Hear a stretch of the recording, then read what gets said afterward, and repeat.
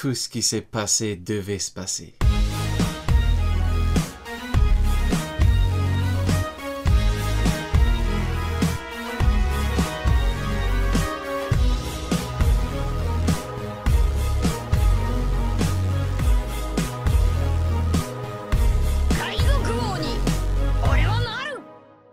Bonjour à tous, ici le Solenic Sensei, j'espère que vous allez bien, j'espère que vous êtes en pleine forme. Bah écoutez, ça va super bien, je suis super content de vous retrouver pour parler ensemble du chapitre 1054 de One Piece. Un chapitre ma foi fort attendu, un mois de pause. Monsieur Eiichiro Oda, dans son infinie bonté, nous avait laissé sur un petit débat fort intéressant. Ryukyu, niveau Yonko, pas niveau Yonko, les amiraux, quel est leur véritable niveau. Voilà, on avait eu beaucoup de choses. Et dans la dernière review, on avait parlé de tout ça. Maintenant, mes amis, il faut que je vous raconte quelque chose. En fait, par rapport au chapitre 1053, eh bien, on m'avait directement spoilé le chapitre. On m'avait dit, regarde, Rio, alors tu as perdu, les amiraux égalaient Yonko, Ryukyu, qui est un amiral, a démonté King et Queen en pleine forme, qui n'était pas enfermé, regarde, les amiraux sont trop forts, tu as perdu, tes rapports de force sont KO. Par contre, là, eh bien, bizarrement,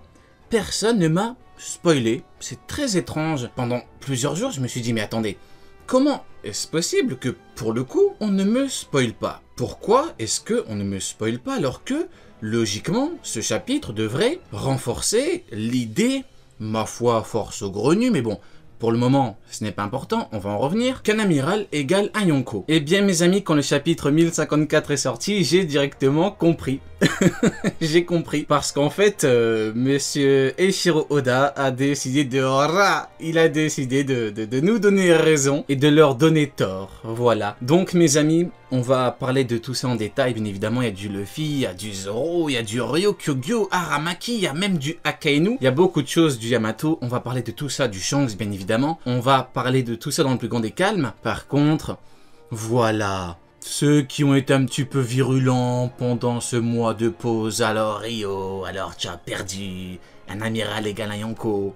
Mes amis, vous avez perdu. Et je dirais même que vous avez perdu. Donc, le mieux pour vous est de perdre dignement. Voilà, arrêtez, c'est terminé, vous avez perdu. Aramaki est contre vous, Akainu est contre vous, Sabo est contre vous. Il y a vraiment beaucoup de gens qui sont contre vous, donc au bout d'un moment, voilà, arrêtez. Maintenant, vous avez compris qu'un Yonko écrase un amiral comme prévu. Maintenant, entrons dans le vif du sujet. Alors en fait, pendant ce mois de pause, on nous avait juré, on nous avait promis que notre cher Aramaki allait se prendre toute l'alliance. On nous avait dit, Zoro, Sanji, à côté c'est personne. Kidelo, c'est personne. Luffy, c'est pas grand chose. On nous avait donc promis un Aramaki contre toute l'alliance, mais au final, on a quoi? 6 fourreaux rouges avec des bandages dont Shinobu est l'équivalent de Fukurokujo, donc Raizo. Voilà.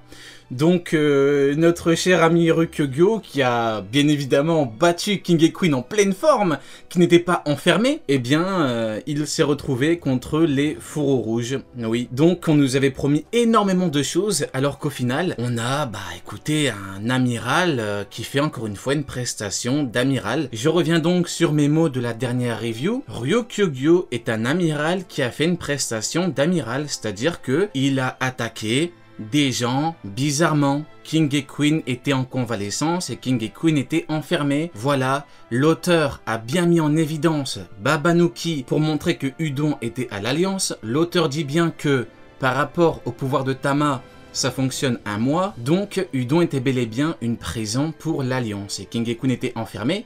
Et d'ailleurs, l'auteur avait bien montré un petit indice fort intéressant avec des alliés de King et Queen qui étaient bel et bien en cellule.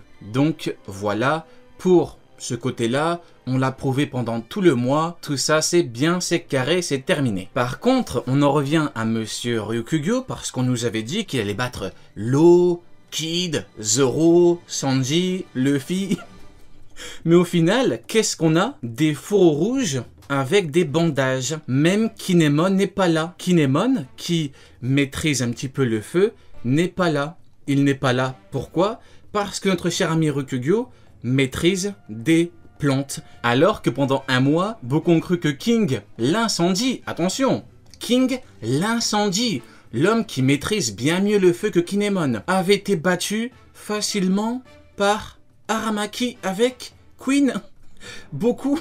Attendez, je me calme 2 secondes. Beaucoup ont cru que King et Queen, les 2 calamités choisies personnellement par Kaido, le roi des bêtes, la créature la plus forte au monde, beaucoup ont cru que Aramaki les avait battus facilement et qu'ils n'étaient pas enfermés. On nous avait dit que Zoro allait se faire démonter par Ryukugyo, mais on a quoi? Shinobu. On nous avait dit que Sanji allait se faire démonter par Ryukugyo, mais on a quoi? Raizo. On m'a dit que Ryukugyo allait démonter Kaido, un Kaido qui revient, mais on a quoi? Inuarashi. On m'a dit que Aramaki pourrait battre Big Mom si Big Mom revenait, et qu'est-ce qu'on a? Shinobu. Donc mes amis, on nous avait promis un Kaido, on a eu un homme forêt.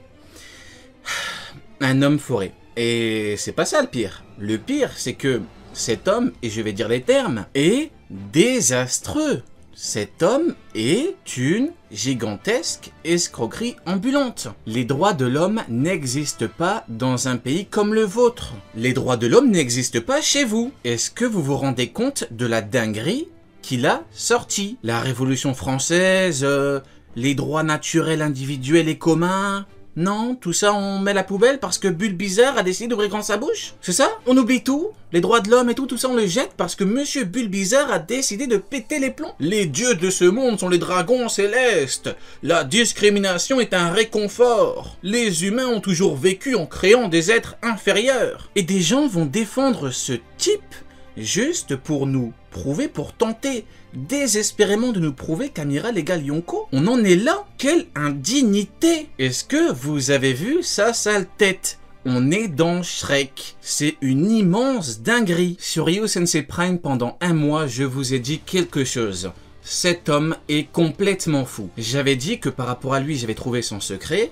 Et j'avais dit que ce type était dérangé. Et effectivement, je ne suis pas désolé de le dire, mais c'est un fou allié. Il est complètement taré. Il pensait vraiment pouvoir battre Luffy facilement parce qu'il a achevé King et Queen qui étaient emprisonnés. C'est vraiment une immense dinguerie. Je pète un câble. C'est quelque chose de complètement fou. C'est lunaire. Cet homme est un fou allié. Peu importe ceux qui perdront la vie, aucune loi ne sera enfreinte. Rahahaha. C'est un taré. Il pense pouvoir faire ce qu'il veut. Je vais m'occuper de Luffy. Mais Aramaki, occupe-toi déjà de Shinobu. Déjà, essaye de battre des fourreaux rouges qui ne sont même pas au complet. Et après, tu pourras peut-être parler de Luffy. Mais je vous avais prévenu, Aramaki est un amiral qui fait une prestation d'amiral. Il bat du niveau commandant. Bizarrement. Et il parle beaucoup, il a une grande bouche. Comme qui? Comme Monsieur Sengoku. Je vais m'occuper de Shiki tout seul. Ah, bizarre. Quand tu es devant Shiki, tu es avec Databook officiel. Pour tenir tête au roi des pirates, il fallait Garp et Sengoku. Donc en fait, c'est toujours avec quelqu'un. Pourtant, il a une grande bouche. Comme qui? Monsieur Aramaki. Voilà. On nous avait promis un Kaido version amiral. Mais on a un homme plante, on a un Pika en version plante. C'est vraiment incroyable, franchement, le chapitre est lunaire rien que pour ça. Et d'ailleurs, notre cher Yamato lui a mis un boum, un bon gros coup sur le crâne en version normale, hein, pas hybride, non, en version normale, hop, un coup sur le crâne, il a dit aïe aïe aïe, quel acquis puissant. Mais mon ami, tu veux combattre et battre le prochain roi des pirates alors que tu n'arrives pas à toucher des fourreaux rouges avec tes plantes qui se font découper par Denjiro. Tu te prends un coup par Yamato, tu dis quel acquis puissant et tu veux combattre le prochain roi des pirates, l'homme qui a mis une droite à Kaido et qui l'a couché. Donc voilà, l'action veut tout dire par rapport à Yamato sur Aramaki. On est un petit peu comme sur Marineford, comme prévu, avec Joz qui avait dégagé Aokiji, un coup pour dire écoute, qu'est-ce que tu veux, qu'est-ce que tu fous là? Si t'es chaud, on combat, toi et moi. Donc, la configuration est identique. Yamato ne met pas toute sa puissance, tout comme Joz n'avait pas mis toute sa puissance. Parce que, bien évidemment, on connaît Jose, en tout cas, ceux qui connaissent un petit peu la piraterie connaissent Jose. Jose est un homme qui a la force brute suffisante pour pouvoir porter et jeter l'équivalent d'un iceberg. En tout cas, par rapport à Aramaki, eh bien, moi, je suis pas choqué, parce qu'en fait, je m'y attendais. Je vous l'avais dit, review pré-chapitre, Ryo Sensei Prime, j'en ai parlé. Ce type est un fou allié. Il a battu des prisonniers et il pense pouvoir battre l'homme qui a battu Kaido. Donc non, en fait, au final, on a bel et bien un amiral. Voilà, quand je le dis, beaucoup disent « Mais non, mais qu'est-ce que tu racontes? On a un amiral. » Voilà, c'est pareil, c'est toujours la même chose. Avec eux, c'est toujours la même chose. En tout cas, mes amis, pour ceux qui ont vu la vidéo pré-chapitre, qu'est-ce que j'avais dit par rapport à Aramaki? Qu'on aurait un affrontement Momonosuke contre Aramaki. Et qu'est-ce qu'on a? Et effectivement, l'amiral Bulbizarre contre Momonosuke. Ildia Yamato reste en dehors de ça. Donc, mes amis, on est sur l'Oro Jackson et tout se passe comme prévu. Oui, beaucoup ont dit « Mais Ryo, mais qu'est-ce que tu racontes? Tu ne connais pas la puissance, Momo, Ryukugyo. » Les gars, on parle de théorie. Vous voulez tester l'Oro Jackson sur les théories? Mais vous êtes comme Ryukugyo, mais vous avez perdu la tête. Je vous ai dit que Momo devait prouver.